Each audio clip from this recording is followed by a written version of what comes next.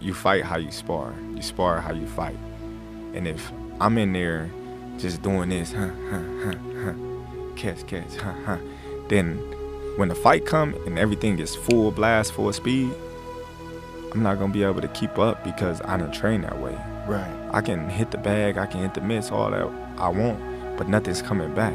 Right. I'm not feeling that presence of a person pushing me, hitting me, holding me, things like that. So sparring is very important. They call it the quiet war, fought long before the arena lights and televised roar. Up in thin air where lungs burn and every breath is taxed, Terence "Bud" Crawford trains like a man plotting a silent takeover.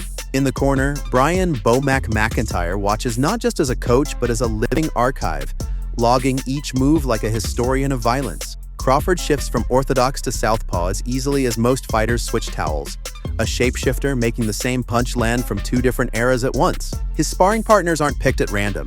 They're handpicked like case studies, chosen to mirror styles, rhythms, and angles he expects to see under the lights. Altitude runs hard in his lungs, and the added weight is built brick by brick without blunting his snap. Beneath all of it sits a private ledger. Grievances, doubts, and slights, fueling a hunger that doesn't want remembrance. It demands legacy. On Joe Rogan's podcast, Crawford laid it bare. Sparring isn't a warm-up. It's the battlefield before the battlefield. 3 times a week, he subjects himself to sessions as intense as fight night itself, believing you fight exactly how you spar. Bags and mitts, he said, can't replicate the pressure of a man trying to impose his will, to hold, hit, and break you. That's why his sparring is raw, uncompromising, and real. This kind of attention from a sparring session? I already knew it was gonna go crazy. You know, once we posted the pick, I'm like, yo, this junk gonna go everywhere. We kind of like figured it, and you know, it kind of, I guess you could say it made it. In those unforgiving rounds, far from the cameras, he sharpens instincts, hardens resolve, and tests the wiring that carries him when the lights go white hot. As Crawford put it, if you coast in sparring, you'll drown on fight night. For him, every round isn't practice, it's survival rehearsed. Since day one, Terence Crawford's corner has been more than a team, it's blood. These aren't hired voices barking instructions between rounds. They're the same men who saw him as a skinny kid in Omaha, fists flying wild, dreaming of something bigger. Decades later, they're still at his side, only now he's a pound-for-pound monarch, and they know him almost better than he knows himself. They can read him by the sound of his breathing, the twitch of his shoulders, the microbeats in his footwork. Crawford might want to grind everyday spar, run, push until he breaks, but his coaches know exactly when to pull him back. Enough, they tell him. Today, you recover. It's a trust forged over years where their call overrides his ego. In a sport where overtraining can wreck careers, that bond keeps him balanced, dangerous, and fresh when the lights go on. Most fighters dread weigh-in week. Sweatsuits, saunas, spitting in cups, a frantic scramble to peel off the last few pounds before they even step into the ring. Crawford rewrote that script. When weigh-in day arrives, he's already there, calm, sharp, and dry. No panic runs, no last-minute cuts. Weeks in advance, he's adjusted meals, tapered training, and planned his body like a campaign. The scale is never his enemy, just another checkpoint on the road to the fight. While rivals stagger to the numbers, Crawford strolls. That's the quiet edge of his discipline. The fight doesn't start at the opening bell, it starts months before, long before anyone else notices. Crawford's over here dunking himself in ice baths like he's prepping for a polar bear triathlon cold walk. Boom! Jaron "Boots" Ennis drops his side of the Canelo sparring story. And this isn't your run-of-the-mill sparring anecdote. Boots makes it sound like a weekend getaway fishing with Canelo by day, trading leather by night. But beneath the chill vibe is a man stepping up to 154 and already calling knockout like it's printed on the ticket. No fear, no backlash, no online noise. That's the mark of a fighter locked all the way in. And let's keep it real, not many guys even breathe the same sparring air as Canelo, let alone come back grinning like it was a spa day. Boots shrugged it off. Yeah, it was cool. Caught some fish, got some rounds with a legend. Next.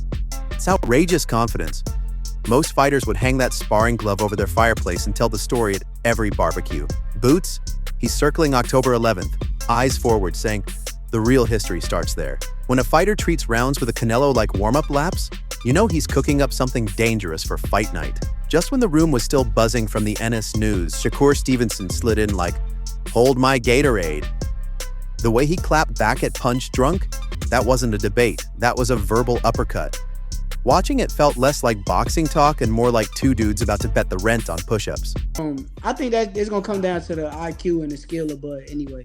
I think that Canelo in that high guard, and once Bud turns southpaw and stay long on him, I think skills win fights in what he don't, man. But that's Canelo though. Man, I don't care. That's Bud. I know that's Bud, but that's Canelo though. The way you just said Canelo name, you gotta say Bud name the same. Bud for 147, 154. But that's Canelo when Shakur stayed icy, calm tone, steady eyes, but you could tell he was daring someone to push him. He had that quiet storm vibe, the kind that says, go ahead, say one more slick thing, I've got the receipts ready. Fans eat this up because it's not just fights anymore.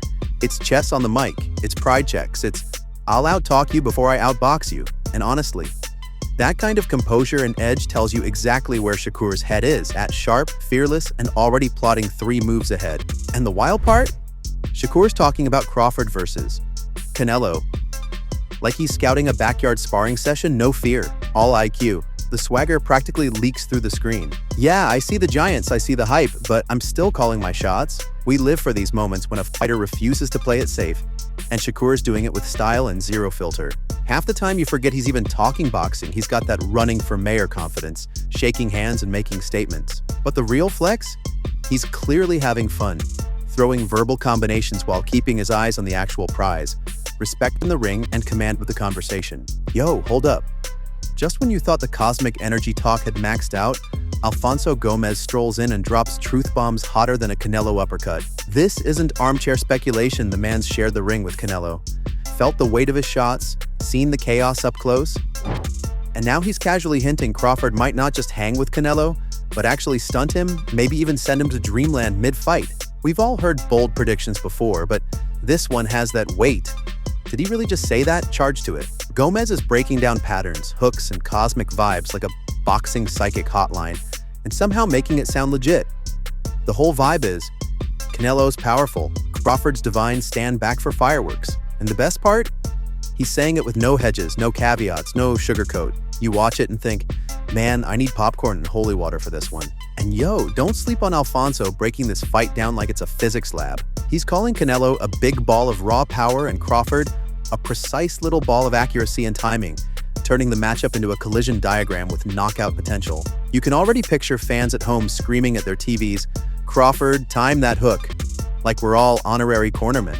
Gomez is giving away the secret sauce footwork, energy, mindset, showing that this isn't just fists, it's chess on steroids. And the idea of Canelo getting under his own skin, that's comedy. And tension rolled into one because you just know Crawford's going to stay cool, sipping water between rounds while plotting the perfect counter. This isn't just a fight.